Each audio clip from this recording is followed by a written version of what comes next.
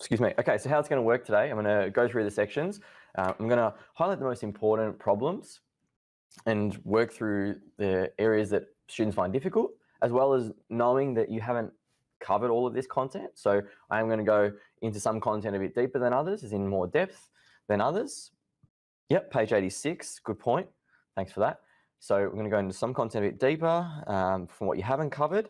When there's sections where lots of theory and there's a large page of text, I'm not going to go and read through all that text. I'll let you read through that because I would like to spend more time on the problems and the areas that you should look out for. So when you come to those topics, go back to school in a couple of weeks. When you come to those topics, maybe you can remember light bulb moment. Oh, that's what he was talking about. That's what Alex was trying to say when we did a lecture. He was saying, oh, be careful of this oxidation number. Be careful of when you're talking about fuel cells, the anode and the cathode, or be careful of electrolytic cells. So we'll go through that sort of stuff. All right, so you'll hopefully remember redox reactions. Those ones are where you have a transfer of electrons. So electrons are going from one area to another. And in the case of this example, sorry, just trying to get the pen, there we go. In the case of this example, we've got iron, which is a solid metal there, going to iron 2+, so it has a 0 charge, and going to a +2 charge.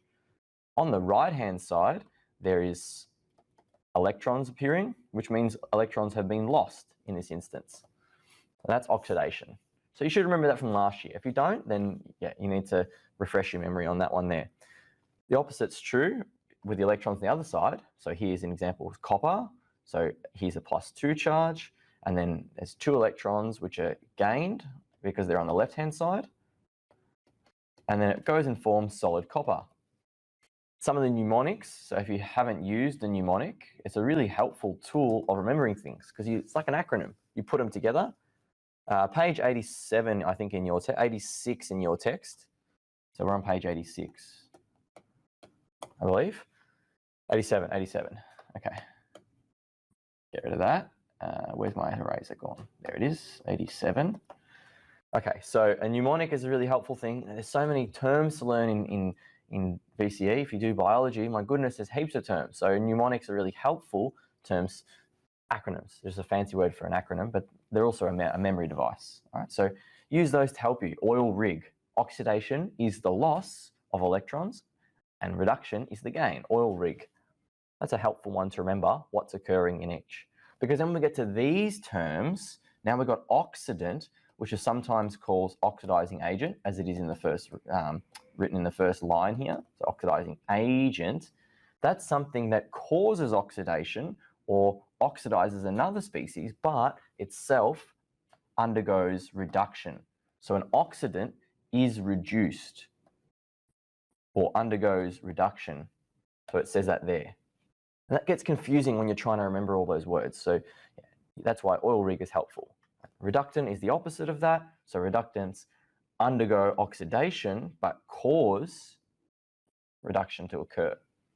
Okay, so in this instance, here we've got zinc going to zinc 2+. It's losing electrons because it's going from a 0 charge to a +2 charge. So it's oxidation, as it says there.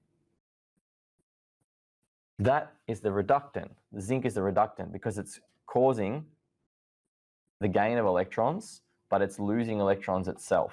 So I'll put the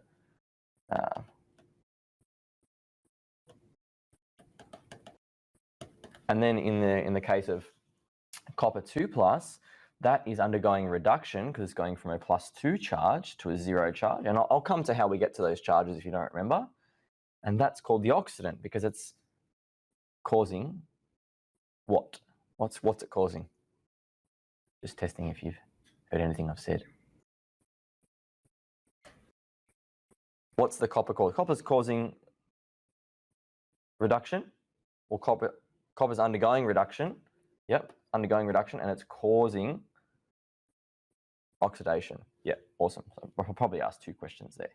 Okay, so copper is gaining electrons. How's that? I might need to zoom in a little bit. We'll see if it might be too much. We'll stick with that, I think. I'll just move the page across a little. All right, there's page 87. Okay, so there's a summary there. Oxidants, oxidizing agents, reductants. That's a really helpful summary. I would print that off or use that in your textbooks or use that in your notebook, whatever it is. All right, so there's the examples of what we just, another example rather. So here's copper. It's a reductant, it's oxidized, reducing agent, undergoing oxidation, and then the opposite is true for silver. We're going to move through that. I'm going to briefly go over oxidizing numbers because you've done this last year, and then we're going to go into some examples. So these rules are really important. You do need to know these. You need to know these off by heart. They come up in the exam. In last year's exam, you had to know the rules for oxidation number because you had to describe the oxidation number of a particular species. And if you didn't give the oxidation change, if you didn't tell me or tell us the change, you wouldn't get the mark in the exam. All right, so that's why you do need to know them, and they do come up definitely. It wasn't done well, that question, speaking from the experience of marking it, so you expect they're going to ask that question again in a similar fashion. All right, so first rule, any oxidation number of an uncombined element or compound is 0. So what does that mean? So for example, do we have, we don't have a, no, so like fluorine there, or you have carbon dioxide, or you have, what else? Throw me some others, compounds or uncombined elements. What are some other uncombined elements or oxygen? Beautiful. So all of those sum to 0, the oxidation number, because they share electrons and they have no overall charge. Okay, so they sum to 0. Chlorine's another good one. Awesome. I feel oxygen's there. So the sum of the oxidation number in electrically neutral is 0. Okay, so for example, sulfuric acid or hydrochloric acid or anything like that, all of those atoms add to 0, their oxidation number. So I'm going to write oxidation number is ON. Oxidation number 0, same as oxygen, carbon dioxide, and fluorine there. All right, oxidation number of, this is helpful, of the periodic table. So go back to units 1 and 2, and you go in the periodic table, group 1. So you've got like your sodiums. What else do you have in group 1?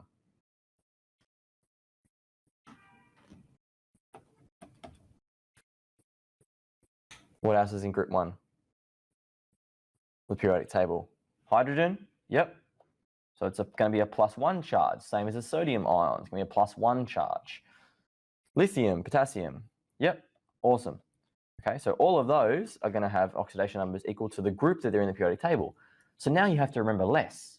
You don't need to remember all of the oxidation numbers of sodium, potassium, lithium, and you go into beryllium if you're in the next group.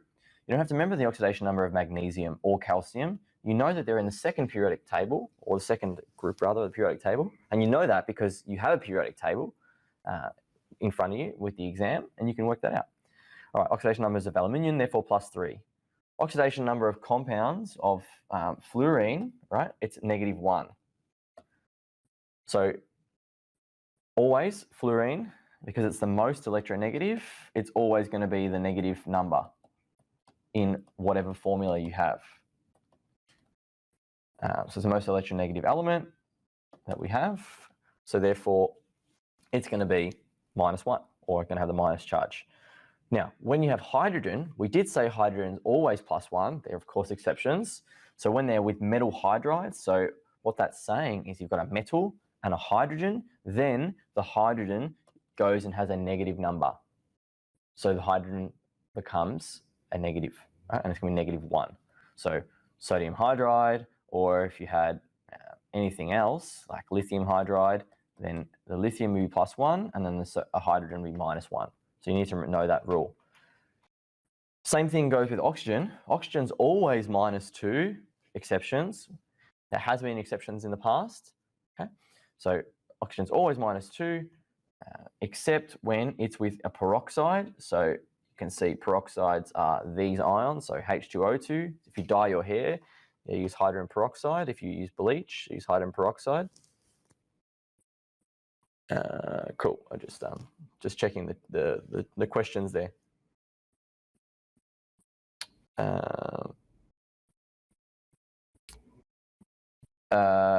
O meant to be for oxygen. Yeah, so that was one of the here. That should be an O, right? The letter O.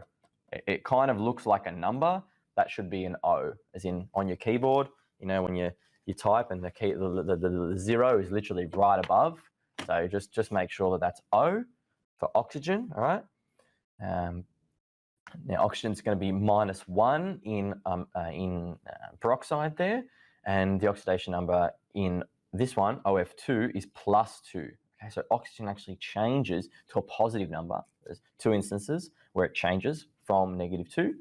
One instance is the peroxides, and the other instance is where you have the more electronegative element, which is fluorine, the only thing more electronegative. Okay, oxidation number of binary compounds with metals is -3. So what that means is you're going to have like sodium and then combining with, say, a phosphorus or the likes. All right. The other thing I'll put. Let's go over it. Yeah, let's go over it the next slide. Next yeah. Okay. Let's just check the oxidation number. Okay. Sorry. Back here. I wanted to make the point back here. So can we all just highlight this? When you are writing oxidation numbers, you have to write +1 or +2 or -1 or -2. You can't be writing 1+. Actually, not correct. So even though it might mean the same thing, 1+ or 2+ or 2- is actually not the correct convention, and you will lose marks for it. So instead, you should be writing 1+. Sorry, +1. Sorry about that. +1 there. And then the same thing as -2 when you're talking about the oxidation number. So just be mindful when you're writing oxidation numbers, it's +1. I'll make that a little neater, and -2. So the symbol comes in front. That's the convention there, okay? So I'll highlight that hopefully if I can go over the top of it. No, it's not gonna like it. I'll put it in a blue box or something like that to make it a bit more obvious. All right, oops, I don't want to do that. Undo, where's my Control-Z? No, there we go. All right, let's go blue texter. So make sure it's +1, -2. The number of students who got it wrong last time is a lot on the exam, a lot of students, and they lost a mark just because they didn't have the correct sequence of the plus. Okay, questions?